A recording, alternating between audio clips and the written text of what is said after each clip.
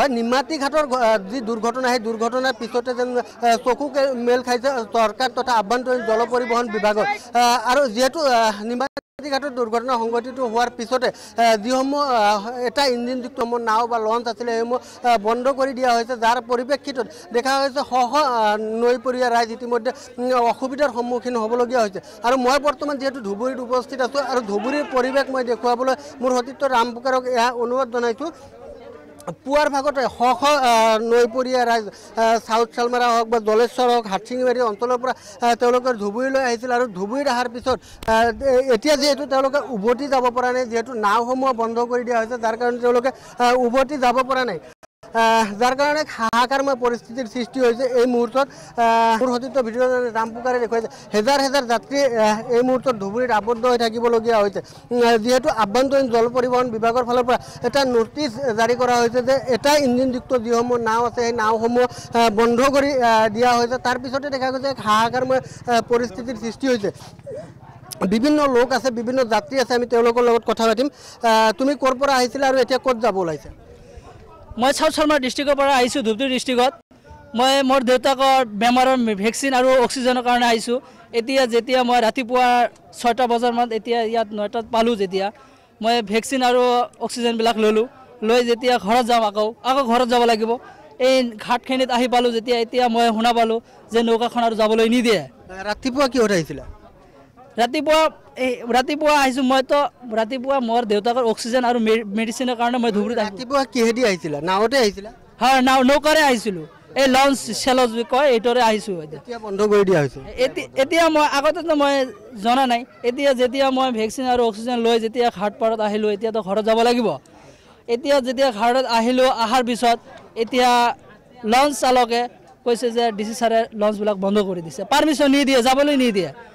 এতিয়া মই ডিচি ছাৰৰ ওচৰত অনুৰোধ জনাওঁ যে আমালোকক যাবলৈ দিব লাগিব এয়া আছিল যিসমূহ যাত্ৰী পুৱাৰ ভাগত ঘৰৰ পৰা ওলাই আহিছিল কিন্তু এতিয়া যিহেতু নাওসমূহ বন্ধ কৰি দিয়া হৈছে লঞ্চসমূহ বন্ধ কৰি দিয়া হৈছে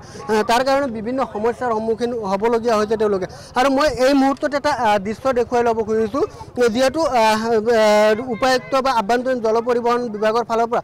নাওসমূহ বন্ধ কৰি দিয়া হৈছে যাৰ পৰিপ্ৰেক্ষিতত নাওসমূহ তেওঁলোকে ঘাটত ৰখাই দিছে কিন্তু তাৰ পিছতে দেখা গৈছে যিসকল যাত্ৰী আছিলে নৈপৰীয়া যিসকল যাত্ৰী আছিলে সেই যাত্ৰীসমূহ কিন্তু নাওত উঠি তেওঁলোকে ইতিমধ্যে অৱস্থান কৰিছে যিকোনো প্ৰকাৰে হওক তেওঁলোকক লৈ যাব লাগিব বুলি দাবী উত্থাপন কৰিছে যদি সম্ভৱ হয় আৰু বহুত যাত্ৰী আছে আমি তেওঁলোকৰ লগত কথা পাতিম যিহেতু 2012 চনত যি নিমাতী ঘাটৰ ঘটনা সংঘটিত হৈছিল 2018 চনত গুৱাহাটী উত্তৰ গুৱাহাটী ঘটনা সংঘটিত হোৱাৰ পিছতো কিন্তু আভ্যন্তৰীণ জল পৰিবহণ বিভাগে কোনো ধৰণে গুৰুত্ব আৰোপ কৰা নাছিল শেহতীয়াকৈ যি নিমাতী ঘাটৰ ঘটনা সেই নিমাতী ঘাটৰ ঘটনাই যেন চকু মেল খাইছে চৰকাৰ তথা আভ্যন্তৰীণ জল পৰিবহণ বিভাগৰ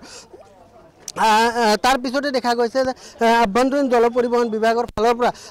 বা চৰকাৰৰ ফালৰ পৰা জিলা প্ৰশাসনৰ ফালৰ এটা নটিফিকেশ্যন জাৰি কৰা হৈছে যিসমূহ এটা ইঞ্জিনযুক্ত নাও সেই নাওসমূহ বন্ধ কৰি দিয়া হৈছে বন্ধ চলাচল কৰিব নোৱাৰে বুলি ইতিমধ্যে এটা নটিচ জাৰি কৰা হৈছে আৰু তাৰ পিছতে দেখা গৈছে যিসমূহ নাও চালক আছিল বা লঞ্চ চালক আছিল তেওঁলোকে ইতিমধ্যে নাওসমূহ বন্ধ কৰি দিছে আপুনি ক'ত যাব আমি হাজিৰহাট যাম বন্ধ আছে কেনেকৈ যাব নাও বন্ধ থাকলে মই যাম কেনেকৈ মইতো দূৰৰ পৰা আহিছোঁ গুৱাহাটীৰ পৰা আহিছোঁ তো নাও লাগবই আমাৰ ইয়াতে থকাৰ কোনো ব্যৱস্থাই নাই মোৰ মই এতিয়া কি কৰিম চৰকাৰক কি আহ্বান জনাব চৰকাৰে মানে এতিয়া নাও দিব লাগিব আমাক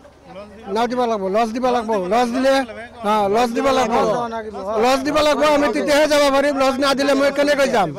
মই ডিচিক অনুৰোধ কৰি আছোঁ মই লজ দিব লাগিব আপোনালোকে গোটেই চবেই যাব ওলাইছে ক'ত যাব আপুনি হাটশিঙিমাৰী যাব ৰাতিপুৱা আহিছিলে আজি কিহত আহিছিল আমার একজন মানুষ বেমার হাসপাতালত গেছিলাম ট্রিটমেন্ট করে লই আহিলাম নাও ঘাটত আসি দেখি নাও নৌকা এটাও নাই আমি কিভাবে যাম এতিয়া কেনেকৈ যাব যাওয়ার তো কোনো গোছা নেই এখন সরকারকে অনুরোধ জানাইছি যে আমাকে যেভাবে হোক হাটশিঙিমাৰীত পৌঁছানে নাগে এইসকল যাত্ৰী পুৱাৰ ভাগত ঘৰৰ পৰা ওলাই আহিছিল আৰু ওলাই অহাৰ পিছতে দেখা গৈছে এতিয়া আভ্যন্তৰীণ জল পৰিবহণ বিভাগৰ ফালৰ পৰা যিহেতু নাওসমূহ বন্ধ কৰি দিছে যাৰ কাৰণে তেওঁলোকে বিভিন্ন সমস্যাৰ সন্মুখীন হ'বলগীয়া হৈছে এতিয়া যিহেতু নাওসমূহ চলাচল নকৰে তাৰ কাৰণে তেওঁলোকে হেজাৰ হেজাৰ যাত্ৰী মুহূৰ্তত হেজাৰ হেজাৰ যাত্ৰী আহি ঘাটত উপস্থিত হৈছে তেওঁলোকৰ যিহেতু এতিয়া যোৱাৰ কোনো ধৰণৰ ব্যৱস্থা নাই এতিয়া কেনেকৈ যাব এতিয়া বহুত সমস্যাৰ সন্মুখীন হৈছোঁ আমি এতিয়া মানে আহোঁতে আমি আহিছোঁ ঠিকেই কিন্তু এতিয়া যাব পৰা নাই অহা সময়ত একো কোৱা নাছিল নেকি অসমত একো কোৱা নাছিল এতিয়া যে হঠাৎকৈ বন্ধ কৰি দিছে এতিয়া কেনেকৈ যাব আপোনালোক বহুত অসুবিধাৰ সন্মুখীন এতিয়া ব্যৱস্থা কৰি দিব লাগিব চৰকাৰে আমাক যদি নাওসমূহ চলাচল কৰিব নিদিয়ে কি কৰিব চৰকাৰ তথা প্ৰশাসনক কি আহ্বান জনাব এই মুহূৰ্তত আমিতো চৰকাৰক আহ্বান কৰিম আমাক যাতায়াতৰ উন্নত ব্যৱস্থা কৰি দিব লাগে যেহেতু নদী পথ এইটো নদী পথত বিপদসংকুল বিপদ হ'বই পাৰে কিন্তু তাৰ কাৰণেতো চৰকাৰে উপযুক্ত ব্যৱস্থা কৰি বাকী যিবিলাক বটবটি নৌকা আছে সেইবিলাক বন্ধ কৰিব লাগিব মন মতে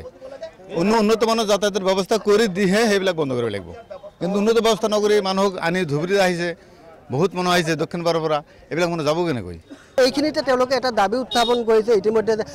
চৰকাৰে প্ৰথমতে উচিত ব্যৱস্থা কৰক তাৰ পিছতে এই নাওসমূহ বন্ধ কৰি দিয়ক নহ'লে এইসমূহ নৈপৰীয়া ৰাইজ কেনেকৈ চলাচল কৰিব যিহেতু দক্ষিণ শালমৰা যি জিলা দক্ষিণ শালমৰা হাটশিঙিবাৰী যি জিলা সেই জিলাত কোনো ধৰণৰ উপযুক্ত চিকিৎসাৰ ব্যৱস্থা নাই তেওঁলোকে পুৱাৰ ভাগতে চিকিৎসাৰ কাৰণে ধুবুৰীলৈ ওলাই আহিব লাগে বেংকৰ কোনো ধৰণৰ কাম থাকিলে তেওঁলোকে ধুবুৰীলৈ ওলাই আহিব লাগে সম্পূৰ্ণভাৱে ধুবুৰীৰ ওপৰত তেওঁলোকে নিৰ্ভৰশীল সেইকাৰণে তেওঁলোকে ইতিমধ্যে দাবী উত্থাপন কৰিছে যে চৰকাৰে বিভাগীয়ভাৱে প্ৰথমতে উপযুক্ত ব্যৱস্থা কৰক যাতায়াতৰ ক্ষেত্ৰত তাৰ পিছতে এই নাওসমূহ বন্ধ কৰি দিয়ক